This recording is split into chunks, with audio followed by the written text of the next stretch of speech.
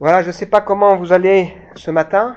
J'espère que la première partie de ce culte, de cette rencontre, vous a encouragé dans votre foi, vous a invité à lever la tête pour regarder vers celui qui est riche en bonté et qui a prévu pour nous de belles choses et même des œuvres d'avance. C'est le texte d'introduction du culte de ce matin. Un Dieu qui nous invite à chercher ardemment les bonnes choses. Et pour ça, il faut en fuir d'autres, parce qu'il y a des choses qui sont négatives dans notre vie. Et Paul rappellera à Timothée en particulier de fuir des certaines choses pour rechercher ardemment la droiture, l'attachement à Dieu, la fidélité, l'amour, la persévérance, l'amabilité. Tout un programme. Et il dit à cet homme qui est pasteur, saisis la vie éternelle. C'est-à-dire, rentre pleinement dans ce que Dieu veut pour toi. C'est-à-dire que la vie éternelle, c'est pas simplement quelque chose qu'on est appelé à une expérience qu'on est appelé à faire une fois, mais c'est quelque chose qu'on est appelé à découvrir. Et donc ça veut dire que le culte de ce matin est placé sous le signe de l'enthousiasme, de la foi, du projet de Dieu pour nous, d'un renouvellement de notre vision, de notre discernement, de richesses insondables que nous sommes appelés à découvrir, d'un plan parfait que Dieu a prévu de toute éternité. On croit que Dieu a un plan pour le monde, mais il a aussi un plan pour nos vies. Et ce Dieu qui a un plan pour nos vies nous cherche, nous invite pour qu'on puisse le découvrir et nous attacher à lui. Sans perdre courage par rapport aux détresses de la vie, mais en regardant à celui qui veut nous fortifier par son esprit dans notre être intérieur, enraciné, fondé dans son amour, rempli de la plénitude de Dieu, qui peut réaliser infiniment au-delà de tout ce que nous pouvons imaginer, demander ou penser. Et c'est à lui que revient toute la gloire. J'ai fait ici que citer des textes qu'on a lus ensemble, parce que c'est important pour nous dans le culte. Il n'y a pas des parties qui sont séparées, mais c'est un tout. Et ce qu'on a lu ensemble nous amène à déjà préparer le partage de ce matin. Les chants. On croit que Dieu est le Dieu de cette ville, qui veut faire encore de grandes choses. On croit qu'on n'est plus appelé à être esclave de la peur. On croit que notre secours est en lui, qu'on peut regarder vers lui, qu'il veut encore nous accorder grâce sur grâce et qu'il a des projets pour nous. On vient de le chanter. Alors peut-être que ce matin, quelqu'un qui découvre ça se dit, mais comment vivre tout ça? Ou peut-être que quelqu'un se dit, en ce moment, pour moi, c'est plutôt le désert. Ça tombe bien parce que le message qu'on va partager, ça nous invite à sortir du désert. Pour rentrer dans ce que Dieu veut pour nous. Et donc on veut considérer ensemble ce que Dieu veut pour nous. Et il y a un principe, c'est que pour rentrer dans un endroit, il faut en quitter un autre. Il faut quitter la rue pour rentrer dans une maison, il faut quitter une pièce pour rentrer dans une autre. Donc si on veut entrer dans ce que Dieu veut, il y a probablement des choses aussi qu'on doit lâcher, qu'on doit quitter, pour pouvoir faire ce que le Seigneur attend de nous. Alors j'aime rappeler que non seulement il y a un tout dans un culte, mais quelque part, nos réunions fonctionnent à la manière des séries télé. C'est-à-dire, il y a une grande histoire, et puis chaque épisode est indépendant. Ça veut dire que ce qu'on voit dimanche après dimanche, il y a une suite logique pour nous amener à aller plus loin avec le Seigneur, mais si on arrive pour la première fois, c'est pas grave, puisqu'il y a un épisode entier ici. Et donc, ce qu'on va partager ensemble ce matin, une nouvelle série qu'on va ouvrir, quelque part, c'est la suite logique avec ce qu'on a vu les autres semaines. On a parlé d'Élie la semaine dernière, on a terminé la série sur Élie et c'était la Pentecôte, alors c'était pour nous un temps important. La Pentecôte qui, avant d'être une fête chrétienne, est une fête juive, qui rappelle et qui inaugure la saison des blés. C'est une fête où à l'avance, on se réjouit en Dieu pour les blés qui vont venir. Et donc tous les Juifs se réunissent ensemble à Jérusalem, et puis c'est là que Dieu envoie le Saint-Esprit, Jésus envoie le Saint-Esprit, et qu'il commence l'Église, qui est un prémisse de ce que Dieu veut sauver. Et on a vu ensemble, la semaine dernière, que quelque part avec l'envoi du Saint-Esprit et la naissance de l'Église, c'est comme un passage de témoin. Jésus qui demande à ses disciples de poursuivre la mission que lui a commencée. Bien sûr, c'est Jésus qui sauve, hein. Mais nous, on est appelés par sa grâce à annoncer Jésus qui est mort pour nous, ressuscité vivant, dire il y a une vie après, il est possible de s'approcher de Dieu, il est possible de vivre quelque chose avec le Seigneur. Alors, j'ai eu à cœur de partager ensemble et de parler ensemble ce matin du pays promis. Et le titre que je vous propose pour ce matin, c'est « Il est temps d'entrer dans le projet de Dieu ». Avec ce sous-titre « Prends courage et tiens bon ». Vous allez voir pourquoi je dis ça, parce que c'est comme un refrain qui revient souvent dans la Bible. « Prends courage, tiens bon ». Ou « Fortifie-toi et prends courage ».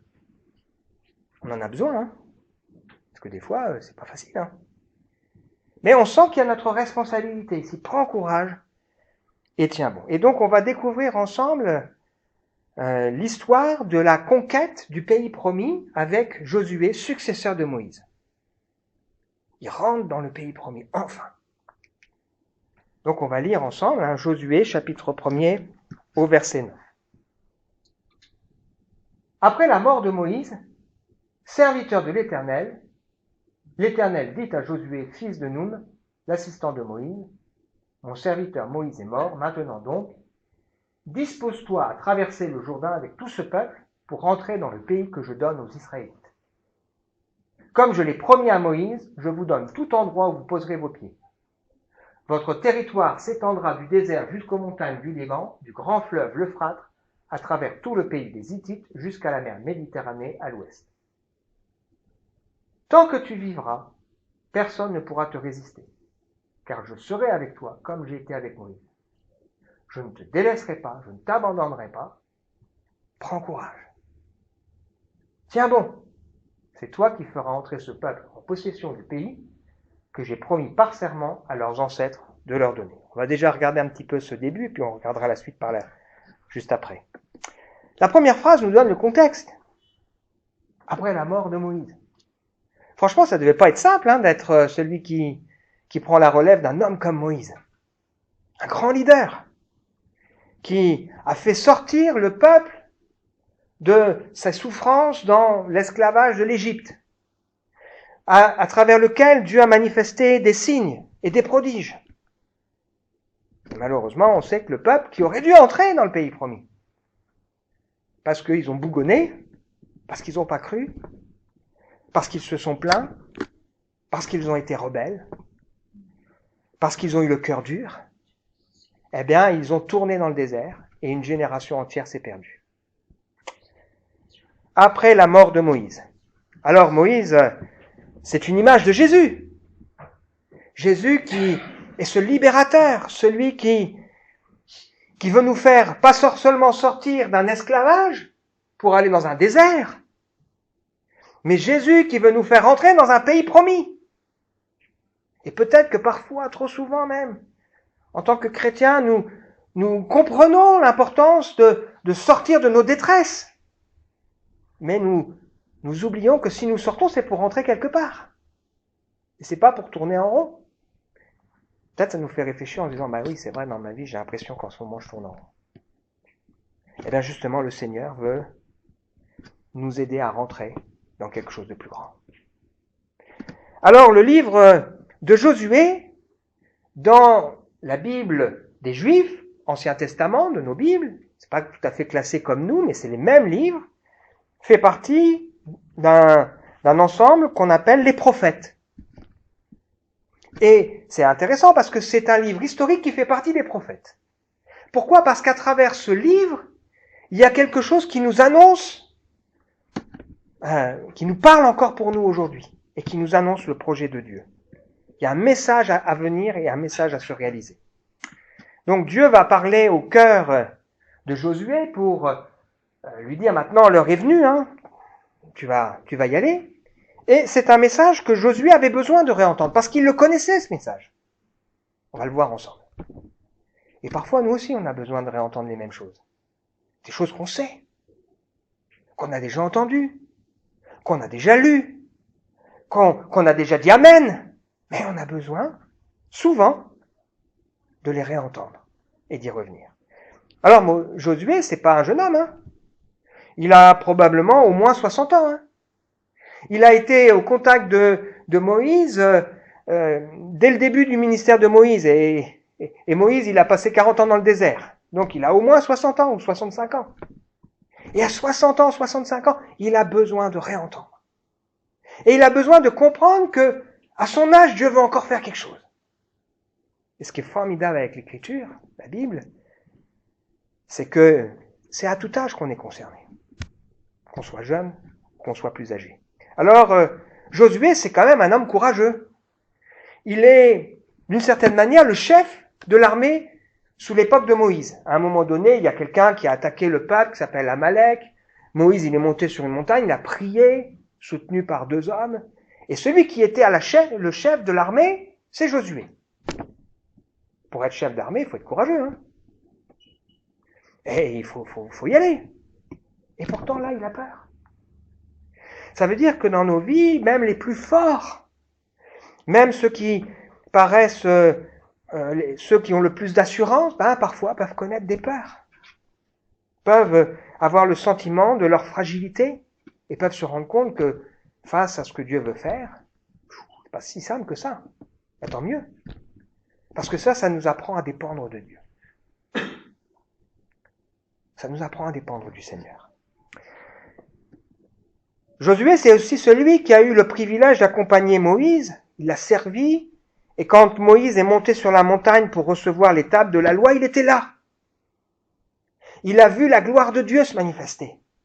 Quand Moïse rentrait dans une tente et qu'il parlait avec Dieu face à face, il a vu ça. Et lui-même, il restait dans la tente. Donc c'est quelqu'un qui a vécu des belles choses. Il a été parmi les 12 espions qui sont entrés un jour dans la terre promise. Le peuple avait dit, il faudrait qu'on envoie des gens là.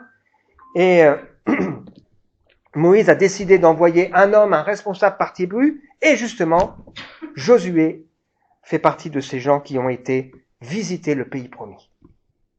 Donc c'est pas n'importe qui, Josué. Le peuple avait dit ceci, donc dans le livre du Deutéronome, on a cette histoire. Moïse avait dit, vous voilà arrivés à la montagne des Amoréens, que l'Éternel notre Dieu nous donne. Regardez, l'Éternel votre Dieu met le pays à votre disposition. Allez-y et prenez-en possession, comme l'Éternel, le Dieu de vos ancêtres, vous l'a dit. N'ayez pas peur. Ne vous laissez pas effrayer. Tiens, ça revient. Alors vous êtes venus me trouver pour dire, nous voudrions envoyer quelques hommes en avant pour qu'ils fassent pour nous une reconnaissance du pays et qu'ils nous renseignent sur la route que nous devrons prendre et sur les villes où nous devrons aller. Alors ils ont désigné 12 hommes. Ces hommes sont revenus et ils ont dit, le pays que Dieu nous donne est un bon pays. Mais vous avez refusé de vous y rendre et vous avez désobéi à l'Éternel, votre Dieu. Vous vous êtes plaints sous vos tentes. C'est parce que l'Éternel nous déteste qu'il nous a fait sortir d'Égypte pour nous livrer aux Amoréens, pour nous exterminer. Où veux-tu que nous allions? Nos compatriotes nous ont démoralisés en disant, c'est un peuple plus grand, plus fort, leurs villes sont immenses, leurs remparts atteignent le ciel, nous avons même vu les descendants d'Anak. Je leur ai répondu, ne vous effrayez pas, n'ayez pas peur. L'Éternel, votre Dieu, marche à votre tête. Il combattra lui-même pour vous, tout comme il l'a fait pour vous en Égypte. Vous l'avez bien vu. Et dans le désert, vous avez constaté que l'Éternel, votre Dieu, s'est occupé de vous comme un homme de son fils. Il l'a fait tout au long du chemin que vous avez parcouru pour arriver jusqu'ici. Malgré tout cela, vous n'avez pas fait confiance à l'Éternel, votre Dieu, qui marchait devant vous sur le chemin pour chercher des lieux de campement pendant la nuit et une colonne de feu pour vous montrer la route sur laquelle marcher jour et nuit. Alors Dieu s'est irrité. Il a dit, cette génération n'entrera pas, excepté Caleb et Josué, ton assistant, qui y entrera. Encourage-le. C'est lui qui mettra Israël en possession du pays.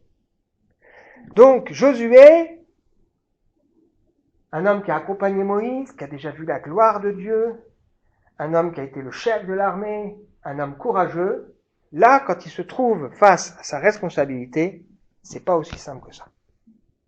Et il a besoin de réentendre dans son cœur cette parole de Dieu, je serai avec toi. Comme j'ai été avec Moïse, je ne te délaisserai pas, je ne t'abandonnerai pas. Prends courage, tiens bon, c'est toi qui feras entrer ce peuple en possession du pays que j'ai promis par serment à leurs ancêtres de leur donner.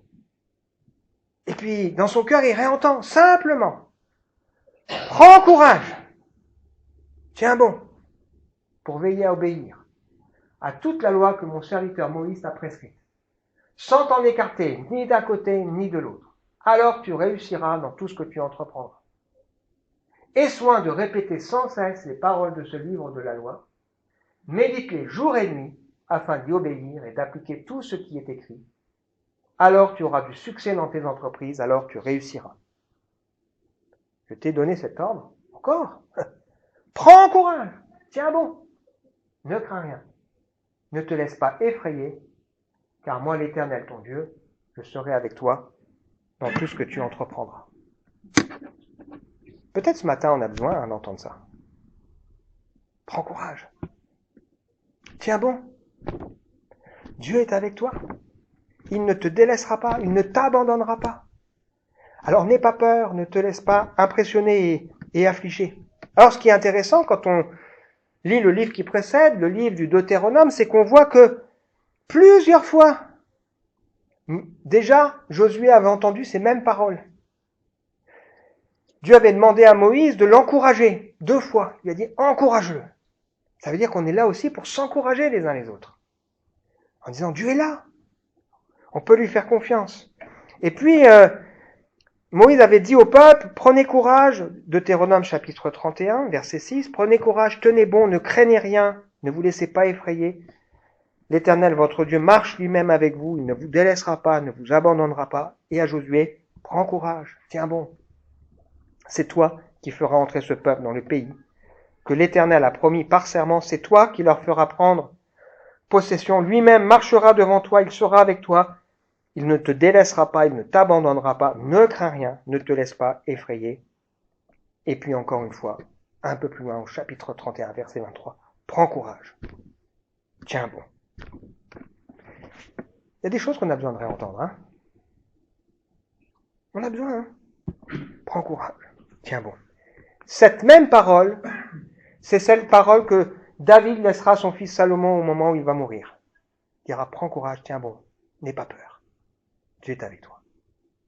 Et ce matin, il me semble que de la part de Dieu, devant le pays dans lequel le Seigneur veut nous faire entrer, les œuvres qu'il a prévues d'avance, il me semble qu'on a besoin les uns et les autres d'entendre. Prends courage. Tiens bon. Ne t'effraie pas. N'aie pas peur. Dieu est avec toi. Pour qu'on puisse faire ce que le Seigneur a prévu d'avance. Alors il y a dans cette phrase des promesses. Et puis, il y a aussi des conditions. Cette semaine, je disais au Seigneur, Seigneur, j'ai pas envie que tu me bénisses si je désobéis. J'ai envie de marcher fidèlement avec toi. Pas parce que je voudrais mériter quelque chose, mais parce que je sais que Dieu est saint et que Dieu, on doit le respecter. Alors comme vous, dans mon cœur, des fois j'ai des combats. Mais on veut honorer la personne du Seigneur et on ne se moque pas de Dieu. Prends courage, Seigneur. Prends courage avec le Seigneur. Tiens bon. Alors ces promesses, elles sont aussi pour nous. Ce texte nous dit, personne ne pourra te résister. L'Écriture nous dit que toute chose concourt ensemble au bien de ceux qui aiment Dieu. Que personne ne pourra nous arracher de la main du Seigneur. Promesse formidable qu'on peut serrer sur son cœur. Je serai avec toi. Le Seigneur nous a dit, je suis avec vous tous les jours jusqu'à la fin du monde. Peut-être on a besoin de réentendre ça. Toute chose concourt au bien de ceux qui aiment Dieu. La question c'est, est-ce que j'aime Dieu?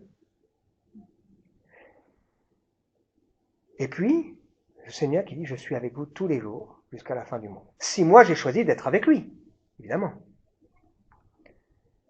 Je ne te délaisserai pas, je ne t'abandonnerai pas. La Bible nous dit que c'est Dieu lui-même qui prend soin de nous. Si nous sommes infidèles, il demeure fidèle. Par contre, si nous le renions, lui aussi nous reniera. Donc même si on est infidèle, le Seigneur demeure fidèle. C'est pas une excuse, hein. Ça doit au contraire nous encourager à nous dire, Seigneur, aide-moi à prendre courage et à tenir bon. Ne crains pas, c'est une attitude.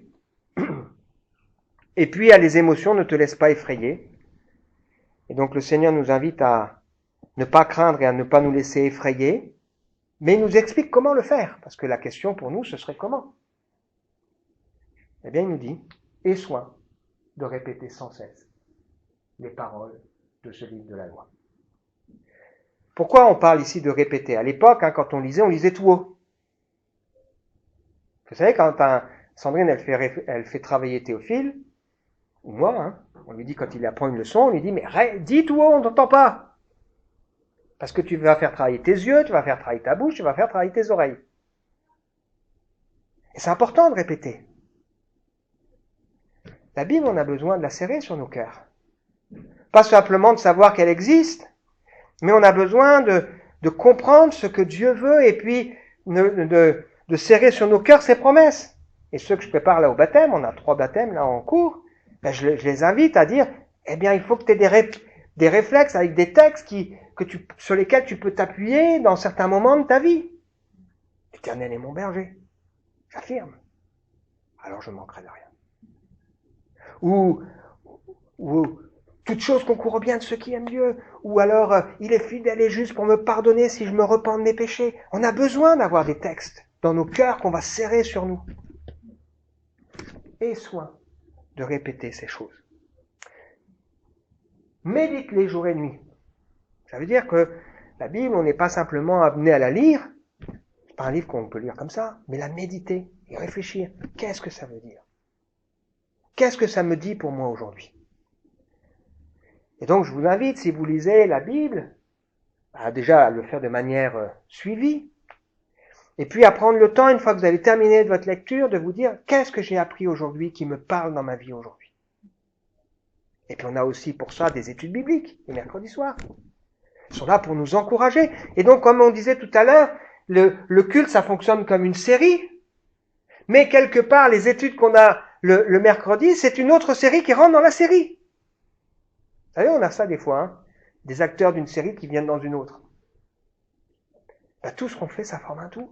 En ce moment, on est en train de regarder le livre de la Genèse. La promesse et l'appel de Dieu à Abraham. Et on a vu ensemble mercredi que cet appel, il nous concerne. Dieu a dit à Abraham, je te bénirai, je ferai de toi une source de bénédiction. Les familles de la terre seront bénies en toi. Et on a vu que cette promesse, elle s'accomplit avec l'Église. Ça veut dire qu'à travers nous, parce que c'est nous l'Église, le Seigneur veut non seulement nous bénir, mais il veut bénir les autres. Et il veut se servir de nous pour être une bénédiction pour cette ville, pour nos familles, pour notre entourage. Alors ça, je veux le serrer sur mon cœur. Et je veux apprendre à le vivre. Donc je veux réfléchir, méditer à ça. Et puis, ce texte me dit aussi, pour y obéir. Ah oui. Parce que il évoque ici le succès, mais le succès, c'est pas le succès humain. C'est pas ça qu'on recherche. Ce qu'on veut, c'est réussir notre vie, c'est-à-dire marcher fidèlement avec le Seigneur, et quand on arrivera dans la gloire, nous entendre dire « bon et fidèle serviteur ». C'est ça le vrai succès. C'est d'avoir marché fidèlement avec le Seigneur et de savoir en qui on croit et où on va. Alors moi, je crois aussi que le Seigneur, il veut nous encourager, en exaucant nos prières, en nous aidant dans nos difficultés, mais le Seigneur, ce qu'il nous demande, c'est d'entrer dans ce que lui, il a prévu d'avance. Et tout ça, il l'a préparé pour qu'on puisse y rentrer. Alors, prends courage. Tiens bon.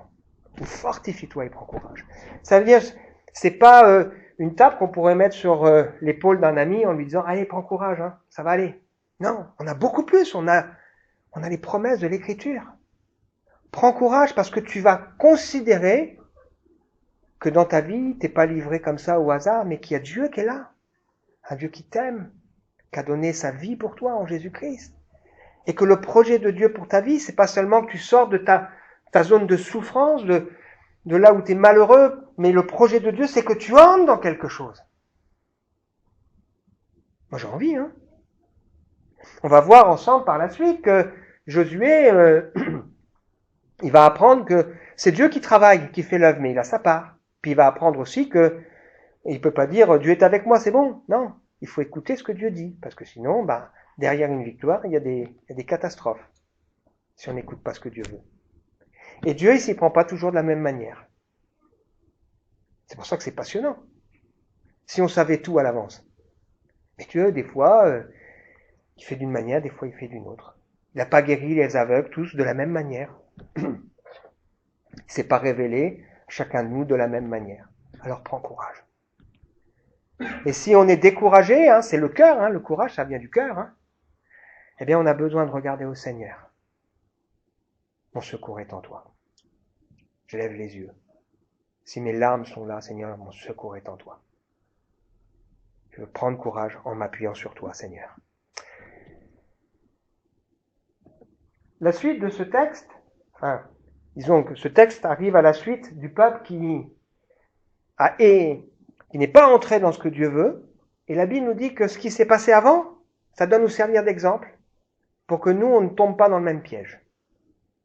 Le projet de Dieu, c'est pas seulement qu'on soit pardonné de nos péchés, qu'on soit délivré de certaines choses qui nous empoisonnent, mais le projet de Dieu, c'est qu'on entre dans ce qu'il a prévu d'avance. Alors, on va terminer en lisant ce qui concerne le peuple qui s'est égaré pour que on ne tombe pas dans le même piège.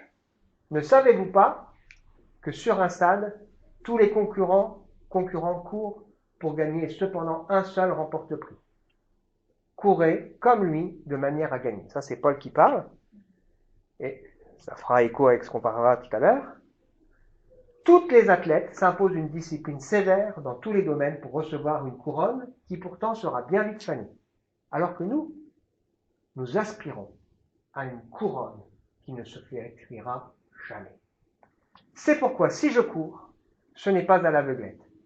Et si je m'exerce à la boxe, ce n'est pas en donnant des coups en l'air. Je traite durement mon corps, je le maîtrise sévèrement, de peur qu'après avoir proclamé la bonne nouvelle aux autres, je ne me trouve moi-même disqualifié. Ah oui, parce que la bonne nouvelle, c'est pas que pour vous, moi j'en ai besoin. Veillez sur ma vie, j'en ai besoin. Priez pour moi. Je ne veux pas que vous ignoriez ceci, frères et sœurs. Après leur sortie d'Égypte, on y vient. Nos ancêtres ont tous marché sous la conduite de la nuée. Ils ont tous traversé la mer. Ils ont donc tous, en quelque sorte, été baptisés pour Moïse, dans la nuée et dans la mer. Ils ont tous mangé une même nourriture spirituelle. Ils ont tous bu la même boisson spirituelle, car ils buvaient à l'eau jaillie d'un rocher spirituel qui les accompagnait. Ce rocher n'était autre que le Christ lui-même. Avec tout ça, c'est formidable, hein? Malgré tout cela. Aïe. Ça veut dire que parfois, malgré tout ce que le Seigneur a fait pour nous, malgré cela, la plupart d'entre eux ne furent pas agréés par Dieu ou agréables à Dieu. Ils périrent dans le désert. Tous ces faits nous servent d'exemple pour nous avertir de ne pas tolérer en nous de mauvais désirs comme ceux auxquels ils ont succombé. Et donc là, on a des choses sur lesquelles on doit veiller. Ne soyez pas idolâtres. Ne nous laissons pas entraîner à l'immoralité sexuelle. N'essayons pas de forcer la main au Christ. Ne vous plaignez pas de votre sort. Tous ces événements leur sont arrivés pour nous servir d'exemple. Ils ont été mis par écrit pour que nous en tirions instruction, nous qui sommes parvenus au temps de la fin. C'est pourquoi, si quelqu'un se croit debout, qu'il prenne garde de ne pas tomber. Les tentations qui vous ont assaillis sont communes à tous les hommes. D'ailleurs, Dieu est fidèle. Il ne permettra pas que vous soyez tentés au-delà de vos forces au moyen de la tentation.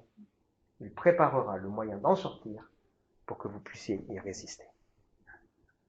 Donc, on a besoin de lire l'Ancien Testament parce que l'Ancien prépare le Nouveau, mais nous donne aussi plein de leçons pour notre vie. Comme on a vu ensemble, le Nouveau, il éclaire l'Ancien. Et nous en avons besoin. Conclusion pour nous, prends courage. Tiens bon. Ne crains rien. Ne te laisse pas effrayer, car l'Éternel ton Dieu est avec toi dans tout ce que tu entreprendras, bien sûr, si on veut entrer dans les œuvres prévues d'avance par Dieu. Et puis, aie soin de répéter sans cesse les paroles de ce livre de la loi. Notre mémoire. Nos pensées, on les nourrit. Moi, j'ai conscience que dans ma vie, soit je nourris ma mauvaise nature, la bête qui sommeille en moi, et après, elle rugit, soit je vais nourrir la bonne nature, cette nature que Dieu a créée. Médite les jours et nuits afin d'y obéir et d'appliquer tout ce qui est écrit. Alors tu auras du succès dans tes entreprises et alors tu réussiras. On veut le vivre ensemble. Amen. Je t'invite à prier, on veut prendre quelques instants pour réfléchir. Seigneur, merci de ce qu'à travers ce partage que nous avons eu ce matin, tu nous rappelles que ton projet, c'est pas de nous sortir de zone de souffrance pour nous amener dans un désert où nous tournons en rond et où finalement la vie n'a pas de sens et pas de but. Mais ton projet, c'est de nous faire entrer dans quelque chose. Des œuvres que tu as prévues toi-même d'avance, Seigneur. Pour cela, nous avons besoin de prendre courage. Nous avons besoin de tenir bon. Et nous avons besoin, Seigneur, de ne pas nous laisser effrayer. Pourquoi ? Parce qu'on peut considérer qui tu es et les promesses que tu nous laisses. Seigneur, je te prie pour chacun de nous ce matin. Celui qui a besoin de te découvrir comme ce Dieu d'amour. Celui qui te connaît déjà et qui a besoin de réentendre ces choses. Celui qui peut-être est dans ce désert et qui a besoin de comprendre que il y a des choses qu'il doit peut-être mettre de l'ordre et avancer. Nous croyons en toi, Seigneur. Tu es celui qui fend la mer, on l'a lu, on l'a chanté ensemble, pour que nous puissions la traverser. Alors viens nous aider et nous bénir. Amen.